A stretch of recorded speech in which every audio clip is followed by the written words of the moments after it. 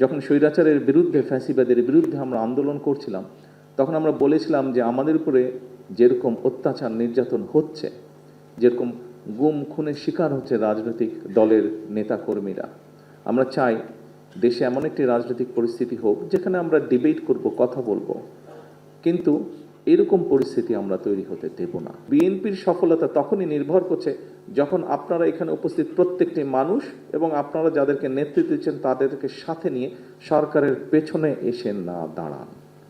তা এর বাইরেই হলে আমরা সরকারকে কাঙ্ক্ষিত লক্ষ্যে নিয়ে যেতে পারব না। জনসচেতনতা, প্রতিবাদ এবং সরকারকে তার দায়িত্ব পালনের জন্য আমরা চাপ দেব, এটা আমাদের দায়িত্ব। সরকার এখন বেশি বেশি পলিটিসাইজ হয়ে গেছে। এখন পলিটিক্যাল জায়গাগুলো দখল করার কাজে ব্যস্ত থাকলে তো এই সময় হবে না। এই সময় দেশের মানুষের নিরাপত্তাকে আগে নিশ্চিত করতে হবে। খুবই স্পষ্টভাবে বলেছি যে সরকার বা বিএনপি একটা ছলচাতুরি করছে। তারা জুলাই সনদকে জুলাই আদেশ বা গণভোটের সাথে একটা বাইনারিতে নিয়ে গেছে এবং তার উপরে স্থান দিচ্ছে।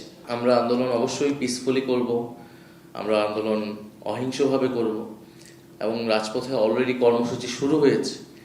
কিন্তু এই কর্মসূচি কতটুকু বৃদ্ধি পাবে, কতটুকু কঠোর অবস্থানে যাবে, এটা তো নির্ভর করবে সরকার কতটুকু এই আন্দোলনে সাড়া দিচ্ছে অথবা তারা দাবিগুলো মেনে নিচ্ছে।